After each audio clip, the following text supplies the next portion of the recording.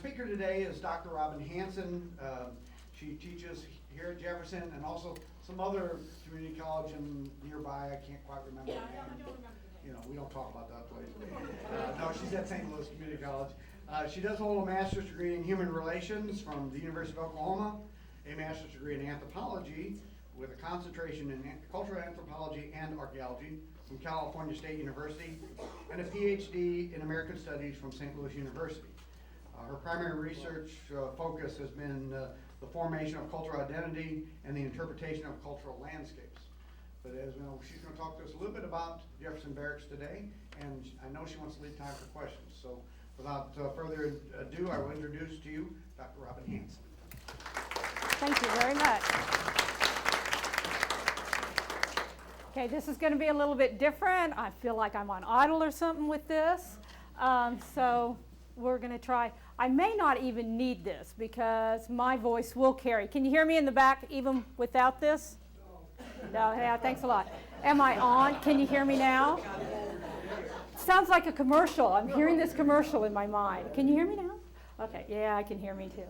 Okay, I've got just a little bit of a slideshow here, just about a minute that I'm going to start with, and then I'll go into the presentation. We're hoping that this will work. My trusty computer gurus over here were hard at work at the beginning. One of the important things about Jefferson Barracks is that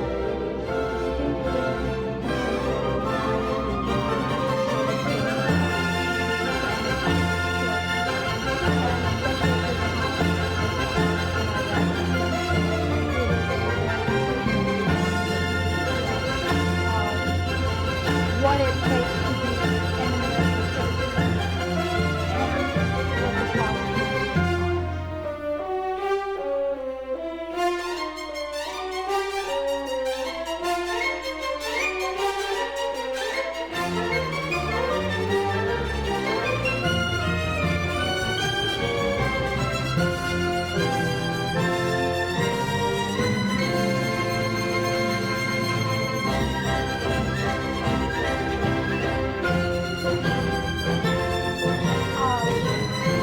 Jefferson Barracks, one of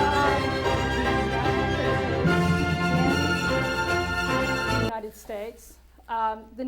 What I want to do is I want to start with talking just a little bit about how the National Cemetery System came into being and a little bit of the evolution there, because one of the things that I focus on, I am a connoisseur of cemeteries. I have spent thousands of hours in cemeteries and expect to spend 1,000 more hours in cemeteries. And most people look at me and go, okay, something's a little strange about you. And I honor that strangeness. The thing about cemeteries is, Benjamin Franklin said it nearly 200 years ago. Show me the manner in which a community or nation cares for its dead, and I will measure in mathematical exactness the tender mercies of those people, their respect for the laws of the land, and their loyalty to higher ideals. What was true then is still true today. I learned so much. I can go into a community that I've never been to before, and I can go into their cemetery and spend time reading that cultural landscape, and I can see the living community there. I can see what was important. I can see their economics. I can see how well different groups lived amongst each other. The National Cemetery also shows this. Now, the National Cemetery started as a very temporary location. It was first designed in 1862 to be a temporary location for Civil War dead. In 1861, Congress had allocated authority to the Quartermaster Corps to identify burial sites for soldiers who died during battle. Well, what happened was, when you're in battle, you're not thinking too much about where you're going to bury somebody or who's being buried. You're thinking more about fighting. And you can't be, if you finally get the enemy in retreat. You can't go, oh wait, we can't follow them. We have to make sure that we've buried our dead and we know where they're at and we know who's buried there. So by 1862, Congress realized we have a problem here, and so Congress allocated funds for the president to purchase land for temporary burial grounds. 1862, you get the first 14 in place. 1863, we finally get the Battle of Gettysburg. The largest battle, the most casualties in a battle. Antietam will have the most casualties for one day, but since Gettysburg lasted for several days, you get a larger number of casualties. And it's in November following the Gettysburg battle that President Lincoln will dedicate the Gettysburg Cemetery with 77 years ago, which becomes one of our greatest addresses in American history. And the interesting thing about looking back historically at the national cemeteries is that when Lincoln gave that address, it was only about 2 minutes long. And the people who were watching that address were like, oh, is that all you have to say? Because Edward Everett, who had been a great orator and involved in cemeteries and the creations of cemeteries like Mount Auburn up in Massachusetts, which led to the rural cemetery movement, he had given this beautiful 2-hour oration on cemeteries and war dead and sacrifice to the country, and had the people all tied up in this and emotional about it. And then here comes President Lincoln almost as an afterthought, and he gives this little 2-minute blurb, and he's done. And people are like, oh, okay, well, yeah, that was nice. You're the president. That was good. It isn't until many years later that we realize the significance of Gettysburg. We realize the significance of the Civil War to the formation of our future country, that the Gettysburg Address becomes so pertinent and so important. So the national cemeteries are created. War ends in 1865, and now the military and the federal government turn their view to what are we going to do with the deceased Union soldiers. And they realize by the end of 1865, wow, we really don't have good records on where most of these men are buried. So you get this reburial and relocation movement that goes from 1866 up till 1870, and we get nearly 300,000 burials in the National Cemetery of Union troops. Okay? Now again, this is still considered a temporary kind of transitional location. And so what you're using you're going to use the wooden markers. I keep wanting to call them headstones, but they're not out of stone. They're made out of wood. These are some of the nicer ones that were used early on. I think do I have any of the very old ones? No, that's the early stone.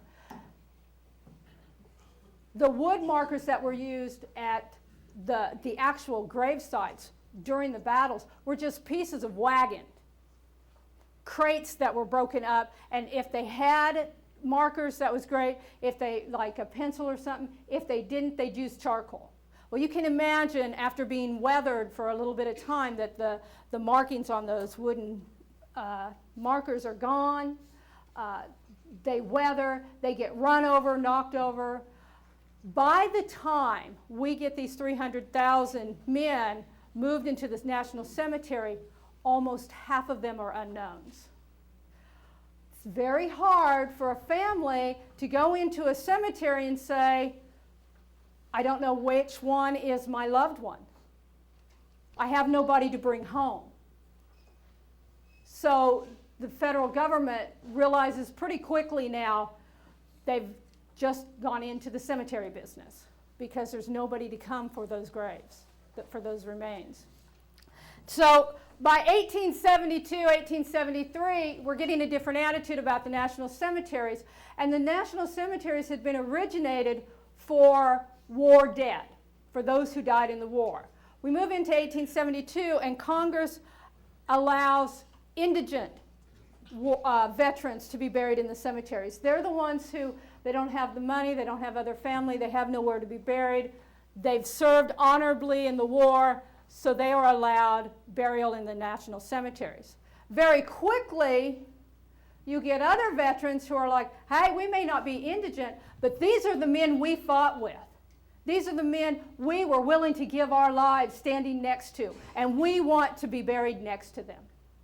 We shared some of the most significant moments of our lives with them, and we want to be buried next to them. So in 1873, Congress very quickly amended their policy and said, any honorably discharged veteran has the right to be buried in a national cemetery. Now, because this is a movement into a permanent location, those wooden markers aren't going to work anymore. And so Congress goes through and allocates money for stone markers. And these are examples of some of the earliest stone markers. They're very thin. Again, not going to stand the test of time. They also started in marble, but they realized as the numbers increased quickly, marble's very expensive. Better change that down to granite. So you start to get, over a few years, several different designs on the markers. These are a couple examples of the very earliest wooden markers. Very, very, very few of these exist. Again, being wood, they didn't last very long. I know the National Cemetery Administration is adamant if they even see any of these. The one on the right, I actually found on eBay. I saw it on eBay and was like, ooh. And so I contacted the historians up at the National Cemetery Administration. I said, hey, you guys know there's a markers on eBay. And they're like, what? And, so they knew, they were running for it. These are considered national treasures. And so they are very adamant about trying to bring those back. One of the issues that's going to go on in the National Cemetery is it's only veterans. And up until 1873, or actually into the early 1890s, the wives couldn't be buried with the husbands. Well, that's not going to last very long. You're going to have a lot of, you had a lot of wives getting a hold of Congress going, hello, I was there when he went through that, and I suffered right alongside him. I'm going to be buried next to him. So early 1890s, wives were included, were given permission to be buried in the cemeteries, as well as dependent children. Okay? So we start to see a movement in how the national cemeteries are being viewed, as well as being a transitory location. It also was one, especially that first impression of indigents being buried there. People very early on didn't want to be buried there because it meant you didn't have family. It meant you didn't have the funds. But once you started getting veterans buried there because of the camaraderie, because of the brotherhood, then you get a much stronger desire to be buried there. This is another example of some of the early headstones that were in place. But they gave way. They got a little bit narrower, got thicker. They're trying to figure out what's going to work the best. They still, to this day, are experimenting with new designs, new material, new inscriptions on the headstones to see what's going to work the best. This type of stone here with the shield is indicative of a civil war, and up into the Spanish-American War, you'll have this shield, the large shield on the headstone. This is an unusual marker, too, in the national cemeteries. It lists a USCT troop member, United States Colored Troops. Sometimes they would list them as USCT. Oftentimes they left the USCT off. Especially in later years, they would leave that USCT off so that it becomes very difficult to identify the racial background of some of the soldiers there. But there are ways around that obscurity. Now, this is an actual picture of Jefferson Barracks. This is a postcard that I got as a Christmas present because my friends know that I'm weird, so they get me weird Christmas presents, and I love them for it. I was so excited when I got this one. And this is especially important. This is Jefferson Barracks, round the turn of the century. And if you'll notice, there's different shapes to the headstones here. You've got this 6-inch square just kind of sticking up out of the ground. And it kind of, you lose that fluid conformity with this. But these 6-inch headstones were the original headstones for the unknowns, because you didn't need as much space to put names or state affiliations on there. So it was just a little square chunk, and then there was a number on the top. We move into the early 20th century, and you start to get a different idea of what you're looking for in the cemetery. We're going to move into what do we do with, one, the USCT troops that are buried there. They're honorable Union soldiers, but they're still considered other. You've got Confederate troops that have been buried in national cemeteries. You have some civilians that are buried there. And there's people are like, well, what are we going to do about this? And you're starting to get a sectional reconciliation. North and South are starting to come back together, and they're like, we've got to do something about it. This stone here, too, is just another example very quickly. In the 1980s, we started moving to this memorial gardens type, memorial park type presentation of cemeteries. And so you get this section. Jefferson Barracks, a lot of the national cemeteries have sections like this, and actually Riverside is all Memorial Park, all the flat markers. And this is how a flat marker looks, and this is how it looks out at Jefferson Barracks. This is the section for the flat, and then you can see the upright markers at the back. Veterans got very annoyed at this move to the flat markers because it doesn't have the same feel to it.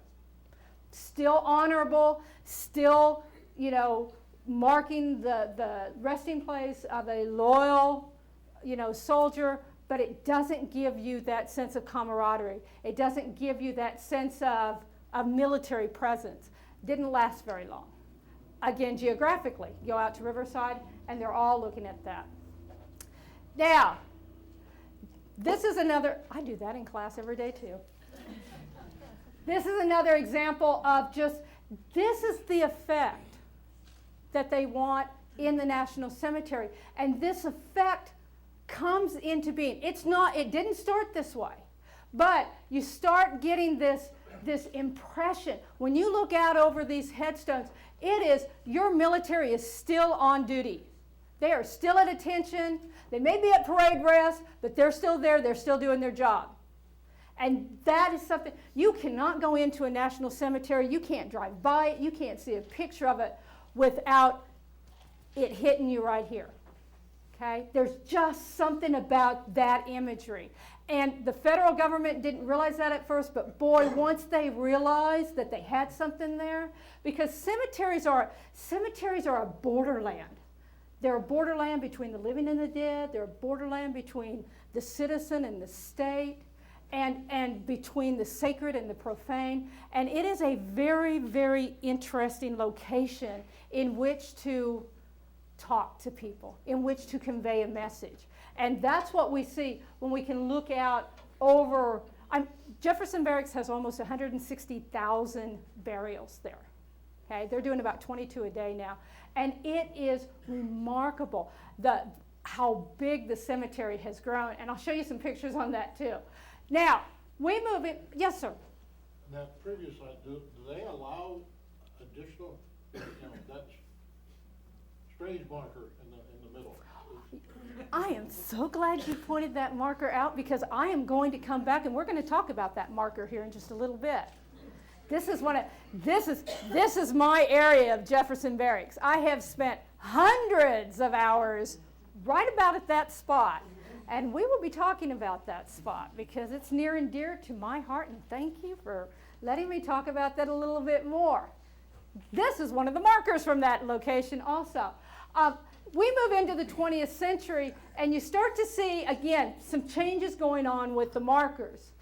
Before 1922, you did not get a religious symbol on a headstone. But starting in 1922, they allowed the Christian cross to be put on. Well, as soon as you put the Christian cross on, then you're going to have, I want, the Jewish Star of David, I want the Buddhist Wheel of Life, I want this. And it does change until we now have 39 different symbols that you can have put on the headstones. The latest one, and this will probably get a few of you, the latest one is this one right here in the middle. It's the Pinnacle. It is for Wicca, for Wiccans. And just a little side note, they do not consider themselves witches, okay? They're not practicing witchcraft, but they are a protected religion in the United States.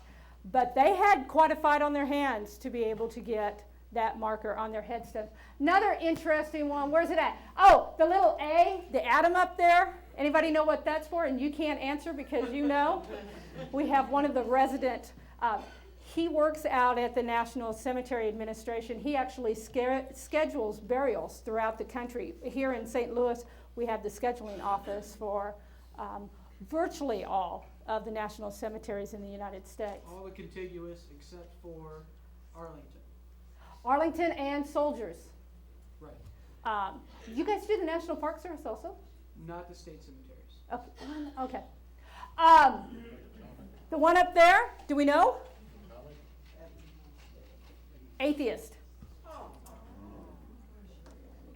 We are, equal opportunity providers, okay? And there's some of these I have never seen on a headstone. I have seen many. Here's another here's an example of a Buddhist will of life, and then you also get. It's interesting. If you're Catholic, you don't get a separate cross, but you can be Episcopalian, Lutheran, Unitarian, Universalist. All of these guys have all these different symbols for their particular faith. Methodist, but Catholic, you don't get a separate one.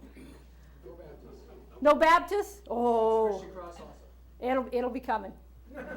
It'll be coming soon. Notice also on those early stones, you get just name, maybe rank, and oftentimes state. Notice we're getting a lot more inscriptions, a lot more information on these stones. Yes, sir? Who decides what goes on there?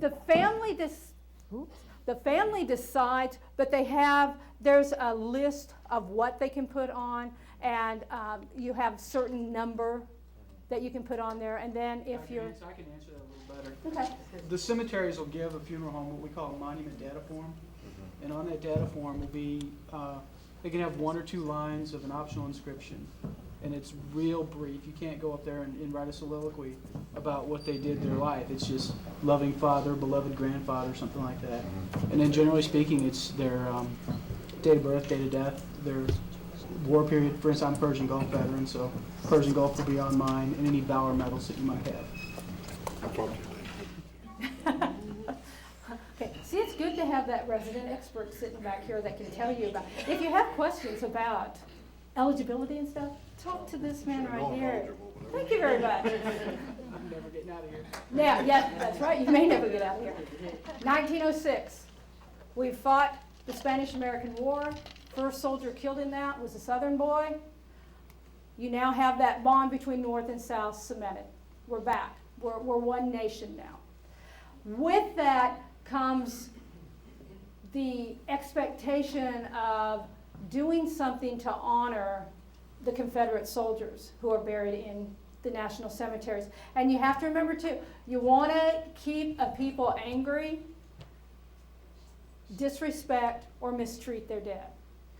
The Confederate soldiers who were in captivity when they died are buried in national cemeteries. Jefferson Barracks actually has one of the largest concentration of Confederate soldiers buried in the cemetery. There's over 1,000 Confederate soldiers buried there. And until 1906, they didn't have markers. We knew where they were buried and that was it. 1906, you get markers put in place, and there is a distinct difference in the shape of the Confederate markers. Now, there's going to be other issues that come up with that. We're going to get the Southern Cross put on there. Anybody know why they're steepled? Yes, sir? So damn Yankee can't sit on the tombstone. Quite eloquently put. I like that. And that was Being from Pennsylvania, I can say that. the sentiment. however, however, have you heard of urban myths? That's one of them.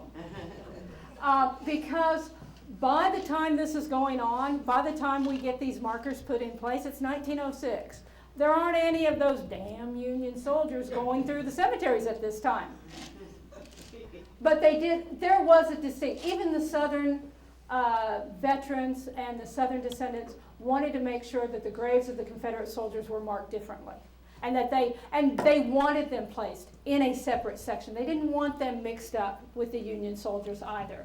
Both sides very proud, very noble in their presentation. So you get these markers put in place, and you're going to get the Southern Cross of Honor. This is going to come out late 1800s and put out by the UCV, the United Confederate Veterans group. And this is a little bit better picture of it here.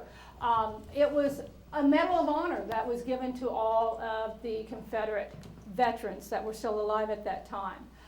And in I believe it was 1929, Congress authorized that it could be put on the headstones. That's why you'll see some of the older Confederate markers that have not been replaced do not have the Confederate Cross of Honor on it, and it's simply because the stone was put in place prior to 1929. Now, just another little quirky thing that has happened. When the Veterans Administration took over 1972 from the Army for most of the cemeteries, space started getting limited. And so you started getting the dual burials in one spot. What starts to happen with that is you get a very interesting phenomena starting to take place. You have his wives, Catherine and Veronica, and Mamie and Daisy. Now, I'm not sure that probably Catherine and Mamie were that knowledgeable or that excited about being buried with their husband's other wife. But it is the nature of the beast, and I thought that was very interesting as I started walking through the cemetery and seeing these dual wives. I'm like, okay, what happens if he has 3 wives? Or 4? You know, maybe he lives a lot longer than she does. So it's an interesting little cultural phenomena that's going on there. Now, I'm going to move through here a little bit quicker because I can talk about Jefferson Barracks for a long time. This is the old cemetery. This would have been the Civil War cemetery. You get, this area down in here was all sinkholes and lakes and everything because we do have problems with sinkholes around here. This area back up here, this was the old cemetery, the early post cemetery. And then you start getting, the Union soldiers are being buried through this area here. Along the side up here, 8, 9, and 10, you actually get USCT troops buried there. Now, it's not real easy to identify that, and it took me many, many hours in the cemetery as well as in the records to do this because Section 10 is almost all unknowns. I had people say, well, how can you tell me that that's USCT troops?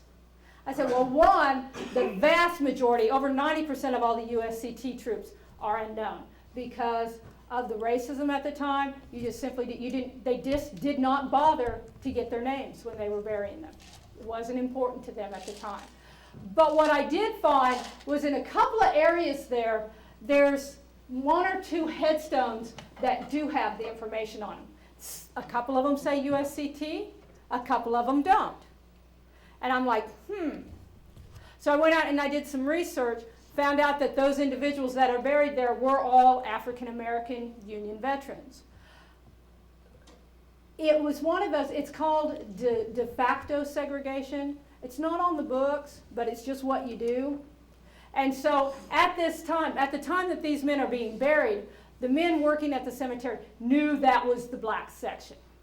And so that's why these later burials will be put in this place and we get some information. So it's a pretty good educated guess that that's probably the African American section of the cemetery. And the cemeteries were segregated until 1948 when the military was desegregated.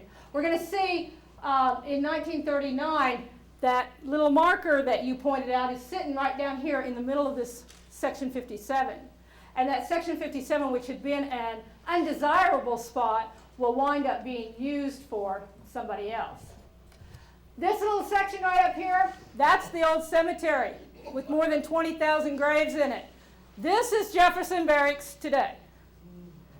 Right here is the entrance. This is that little building there. When you drive into Jefferson Barracks, that's where you drive in, and that's the rest of it. And actually, Jefferson Barracks has just gained another 37 acres from the hospital there because they're going to be running out of land soon. Okay? It is the 4th largest national cemetery in the United States. Now, very quickly, the national cemeteries, they are a military institution. They're run by veterans. They have good military precision in their work. I went out there, and I've spent several days doing this. I documented and timed from the arrival of the hearse with the body to when the grave is complete, 20 minutes. 20 minutes. They won't have the headstone in place. Oh, sorry. 20 minutes. They won't have the headstone in place, but everything will be, because I know they say that you can schedule it, you can have your little service, you can come back in 2 hours to visit the gravesite. And to that end, Dr. Hanson, those veterans are never left alone. No, they are not. And we'll see that as it goes through. This is a couple, and I've been out there, they've had 6 hearse deep, 6 lines of people waiting to come in. They schedule them every 15 minutes. And they'll come in, these guys are sitting here waiting. This is at the end of a little service. They have a small service out at one of the pavilions out there. Now, the instant the last of the visitors leave, the last of the mourners leave, there's this little white truck sitting off here over to the side, out of view. And as soon as that last person leaves, that car's leaving as he's pulling up. Okay? He pulls up. There is still a representative from the national cemeteries standing there with the casket. Again, they are never left alone. They load the casket in, any of the flowers that are there, they take it back. They have heavy equipment out there. They've already opened up 10 or 15 graves at a time. They bring them out. They have the vaults in place. They bring the casket out. They place it down into the vault, bring the vault in, put it in the ground, and within 20 minutes, they have the vault covered up, the flowers in place, and are moving on to the next one. It is a remarkable process to watch as they're able to do that. And then you have it normally takes about 2 weeks later, I've noticed, is you'll come out and here's the little guy and he's got a little mechanical hoist here, and they come in, they dig the hole, then they bring this machine after it, and they plant the headstones, and they can put in, I don't know how many headstones they can put in a day, but they can put in dozens of headstones in one day. It is down to a science. And it has to be for as many graves as they're opening at this time. Very quickly, you have just a few monuments in Jefferson Barracks. These are 2 that I find very interesting. These are monuments put up by Union and Confederate groups to honor their war dead. This is the only state-funded monument. This came from Minnesota, and it's out right near the old cemetery section. It's to honor the soldiers from Minnesota. Most of the older graves, the soldiers are buried by state. Jefferson Barracks has the largest number of group burials, with over 3,000 group burials, and there are various sections for them. Look familiar? very quickly, I do a whole presentation on this. This is the monument for the USCT 56th that was lost 175 of their members from cholera in 1866 as they're coming up the Mississippi. They pull into Jefferson Barracks, which is the largest military hospital at the time, and they are turned away and sent down to quarantine station, even though it is our troops. Doctors and nurses have to come down from Benton Barracks up north, which was the African American barracks. 5 of these men are buried were originally buried in the National Cemetery, and we're still trying to figure out why those 5 were there. But the other 170 were buried down at Coke, down at the quarantine hospital, and actually buried back behind the building. And in 1927, the county health department gets a letter from the hospital saying, hey, we've got a problem out here that we think you should take care of.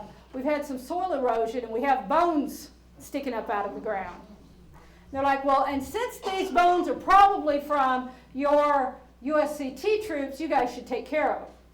Took 12 years and a civilian community group pushing the military to finally get them moved into Jefferson Barracks.